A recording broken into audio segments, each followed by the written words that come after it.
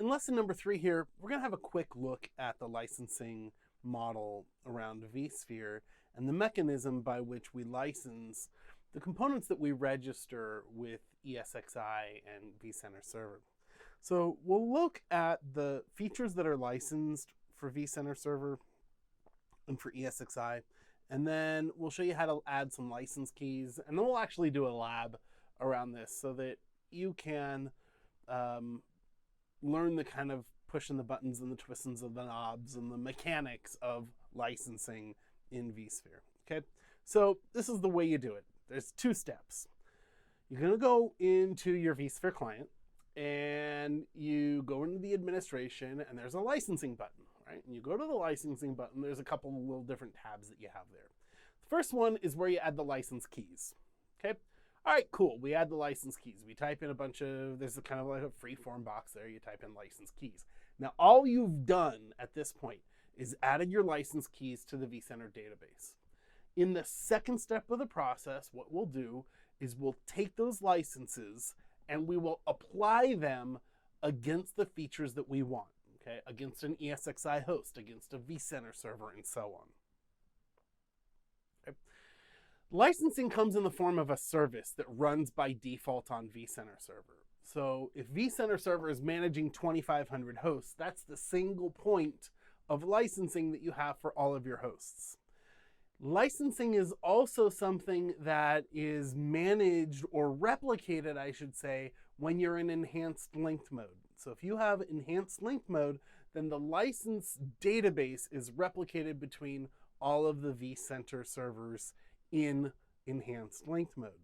Okay, so it's centralized license management, gives you an inventory of all your licenses for vSphere, and manages the assignment of licenses against the products that you register with vCenter. That includes things like Site Recovery Manager and ESXi. So we'll walk you through this here, right? You go to the vSphere client, you pull down this little menu right here. See if I can find my mouse button, right? Pull down this menu. You'll go to administration. You'll find under licensing, you'll find licenses, where you have licenses, products, and assets. You'll start by adding new licenses. So you'll enter your license keys, right? You can enter one license key on each line, so you can do a bunch of licenses all at the same point. You'll hit the next button where you'll enter license names. So it'll tell you the product that each license key licenses, and then you'll type in a name for that. Okay. You'll hit the finish button, and you'll see then all the licenses show up in this little window right here. Once that's done, head over to the Assets tab, where you will see all of the different types of things that you can license. You can license vCenter, you can license ESXi hosts, you can license cluster features like vSAN, and you can license other solutions like Site Recovery Manager. Okay, so here we're going to assign a license. I'll go to vCenter, I'll see my vCenter server listed here. I'll hit the Assign License button, and it'll give me a list of the licenses that correspond to vCenter right here. So I'll switch from the evaluation license to the actual license that I had been assigned by VMware when I purchased vCenter Server, and I'll click OK. And now vCenter is licensed. I'll do the same thing for ESXi, for vSAN, and for my other solutions, and I'm done. That's it. That's all I have to do. Make note that certain licenses, especially if you're using an evaluation license that is either assigned by default when you install vCenter or ESXi, or maybe it's a longer term evaluation license that comes from VMware, if those have expiration dates, there are implications of that license expiring. If a license for ESXi, for example, expires, then you cannot power on new virtual machines. If a license for vCenter expires, then vCenter will disconnect all of your ESXi hosts. Okay, so keep in mind that there are some significant consequences if that happens. But most of the time, licenses that you actually purchase from VMware are perpetual. Now, if you wanted to go to your ESXi host, for example, under configure of an ESXi host in your inventory, you can go to licensing and see all of the features that your license enables. Now, there are a couple of different license levels for ESXi. There's Standard, there's Enterprise Plus, and so on. And each of those licenses will give you certain extra sets of features. Okay, so if you want to see what your license actually gives you, head on over to your ESXi host, go to Configure Licensing, where you'll actually see those licenses there. Simple enough. Let's try it in a lab. Okay, so in lab number 6, we're going to go to our vSphere client. We're going to add some licenses to vCenter, and you're going to add some licenses and then assign that license to your vCenter server itself. Okay, 2 steps in this lab. So that'll do it really for this lesson, where we looked at the license mechanism within vCenter server and learned how to view the features of your particular ESXi host's licenses. Okay, when we come back, we're going to have a look at vCenter's inventory.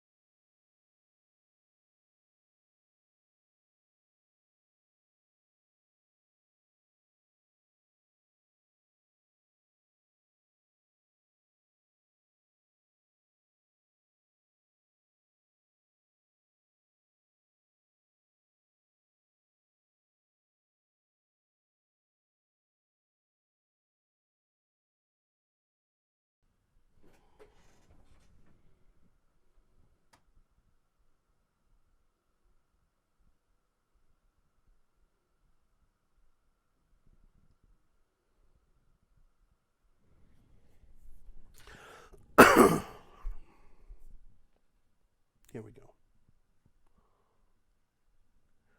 In lesson 4, we're going to have a look around the vSphere client to understand how the inventory is structured within vCenter. We'll use that client to manage the inventory. We'll create some vCenter inventory objects, and we'll use those to organize things like virtual machines and hosts and clusters and so on. Okay? We're going to add a data center object which represents your physical data center, which actually contains things like your hosts and your clusters. Okay? We'll add our hosts to vCenter, okay? And we'll learn how to create some custom inventory tags for your different inventory objects. So what we're seeing here is a list of shortcuts that we see in our vSphere client. One of the things that you should note here is that on the left-hand side, you're going to see your vCenter inventory. And the vCenter inventory is made up of 4 different views. That is 4 different looks into the things that you're managing with vCenter. You have your look for hosts and clusters, for VMs and templates, for storage, that gives you a list of your data stores, and for networking, which gives you a list of your virtual machine port groups and those sorts of things. So these are the 4 different views that you have. Now you can come back and switch between these views in a number of different ways. One of them is from the menu up here. You can switch these different views.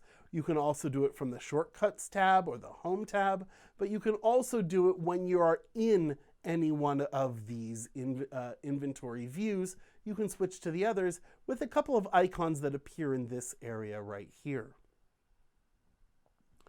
So at this point, you'll be able to use the navigation pane on the left-hand side once you've selected one of those views.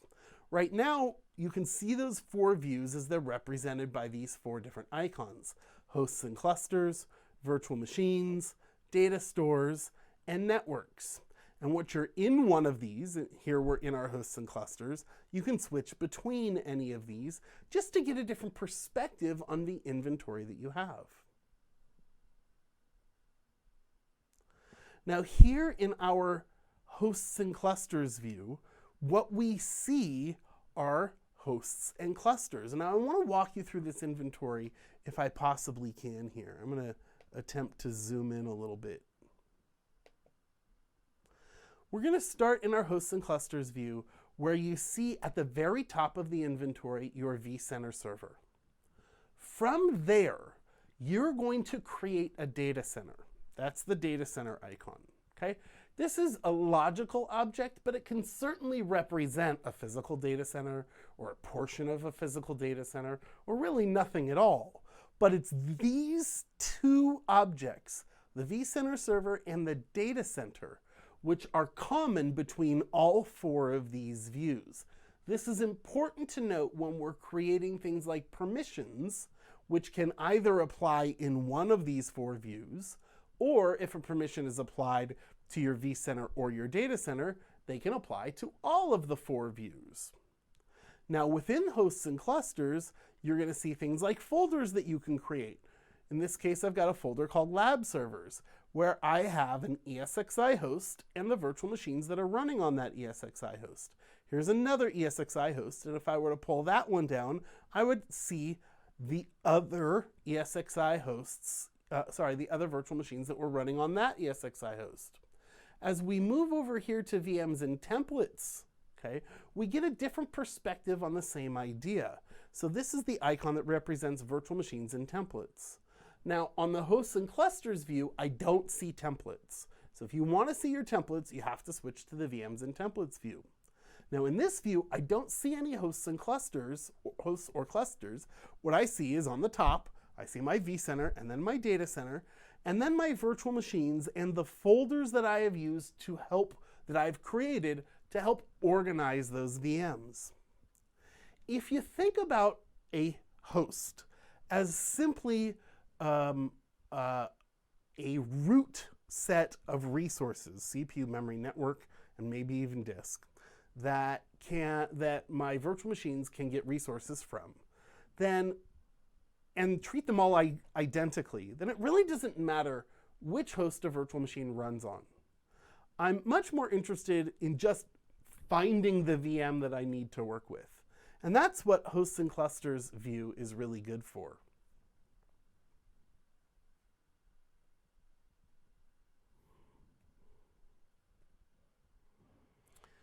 The next two views are for storage and networks.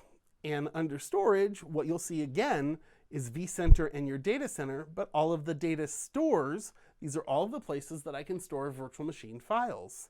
Under networking, I see a list of my virtual machine port groups that are which networks do I want my virtual machine to attach to. Okay? So by using these four views, I really have a good working set of tools by which to manage my entire vCenter. Now, anytime I want to get information about one of the items in the inventory, I can click on that item in the inventory no matter what view it's in and go to its summary page. In this case, I'm viewing an ESXi host, that it's among the hosts in a particular cluster. Here it's called vSAN01, and I can see what version of ESXi it's running on. Here, let me zoom in one more time here. I can see what version of ESXi it's running on. I can see a little bit about the physical hardware. I can see that about the CPU. I can see how many logical processors, how many physical NICs, how many virtual machines are running on this particular ESXi host. Whether or not it's connected to vCenter, how long the host has been up. If I move over here, I can see the utilization of CPU and memory and disk space. Okay? And I can see even a little bit more of that information there. I can see what networks the host has access to. I can see what data stores the host has access to. I can see other objects that are related to that particular host. So all of this here is done and seen through the Summary tab.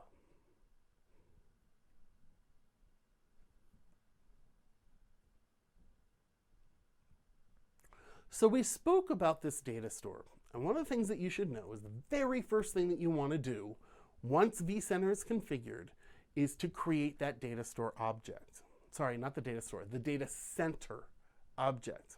I'm going to right click on vCenter and I'm going to select New Data Center.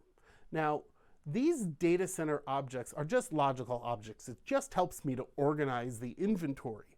But it is something that I can use to represent a physical data center, a particular area, a particular floor, for example, of a data center, and those sorts of things.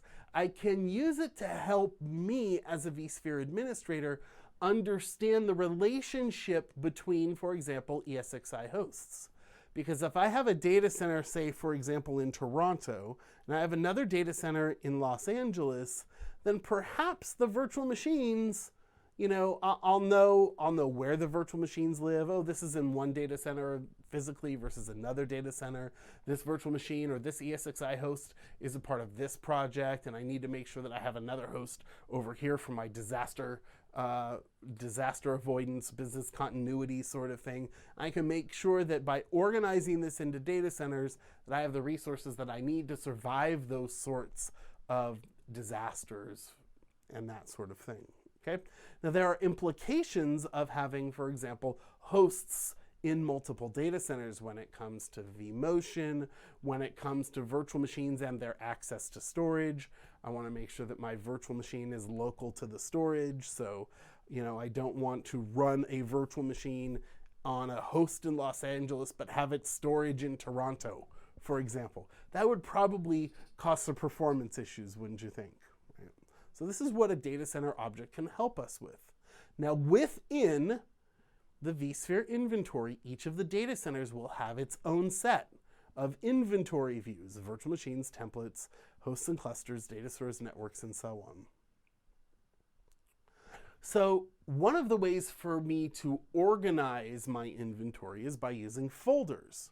Now, I can create folders simply by right-clicking on an object, whether it's a host or a data center or another folder, whatever it is, I can create new folders. And those folders that I create are unique to each of the 4 inventory views.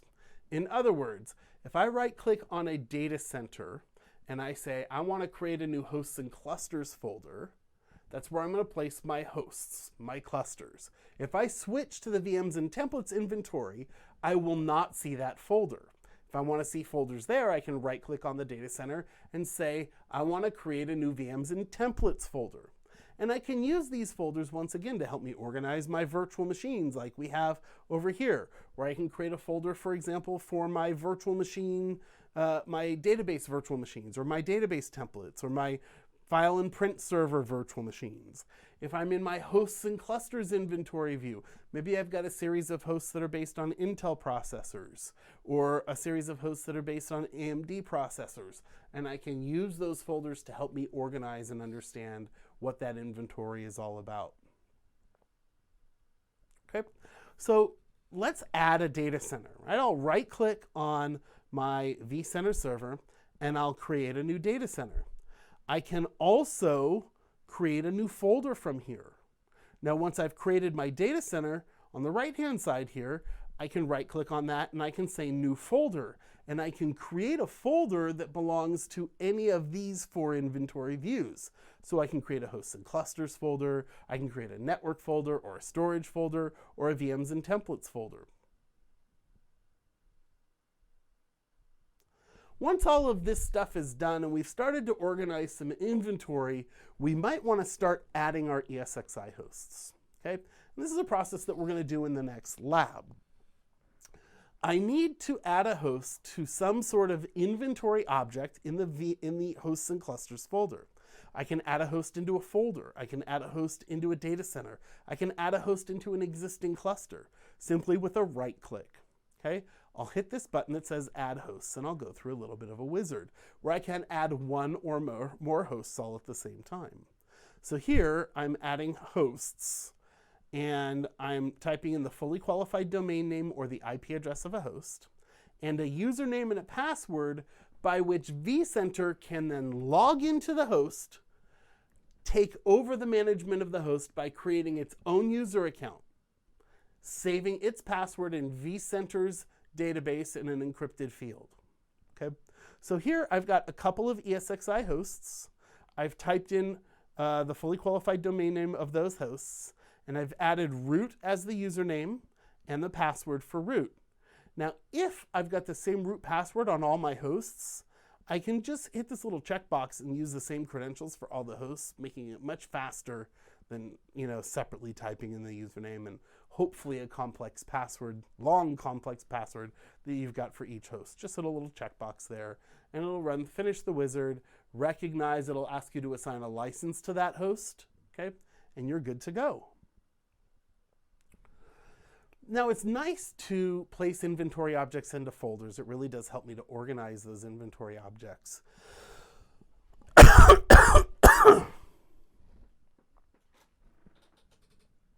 But you can also add tags to inventory objects. This will allow you to apply policies to those inventory objects, and it'll also allow you to take things like virtual machines, where I've got a virtual machine that might belong to my Exchange group of systems, but it's also a database. And I can't place that VM into two folders at the same time, one for Exchange and one for databases. So maybe what I need to do is just add two tags. That way I can actually then search on any of these tags and have the relative, and have a search result that can apply to all of the VMs in the entire inventory, regardless of the folders that they're in. I can say that certain VMs, for example, are production VMs versus staging area versus test area virtual machines. And that'll really help me to manage virtual machines, to update guest operating systems. I can do a search on not only tags, but things like what guest operating system, whether VMware Tools needs to be updated, all kinds of really great things that I can do searches on in this environment by not only creating tags, but also simply by looking for particular attributes of a virtual machine to help me then to start a project to do upgrades and things like that. Well, we've got a couple of labs that we're going to do right here. This 7th lab that we've got here starts by creating a data center and then adding our ESXi hosts to the inventory. We're then going to view some information about those ESXi hosts. We'll configure NTP for those hosts. We'll create a folder for the hosts and then drag and drop the hosts into the folder. We're also going to create some folders for virtual machines and templates. In lab number 8, we're going to join vCenter to the vclass.local domain. Okay? Now, there's going to be a requirement to reboot your vCenter afterwards. And like I said, this takes a little bit of time. It might take 15 or 20 minutes for that reboot to complete. Okay? So allow for that amount of time and go ahead and move on to the next lesson while that VM is rebooting. You don't have to wait until it's completely done. So that does it for lesson number 4 here in Module 4, where we've looked a little bit about at the inventory here, right? We've helped to organize our vCenter inventory objects. We understand what a data center is. We've added hosts to our vCenter, and we're now managing hosts by vCenter, and we're creating some custom inventory tags and objects. When we come back, we're going to have a look at lesson 5 and look at roles and permissions within vCenter. See you real soon.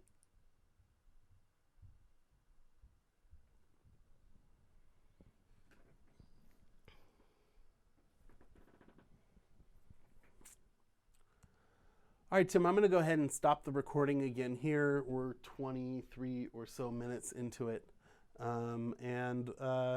Lesson number 5 is kind of a long one, though I want to try to do it in one segment because really isn't a great way to break it up. But we'll see. Maybe I have an idea.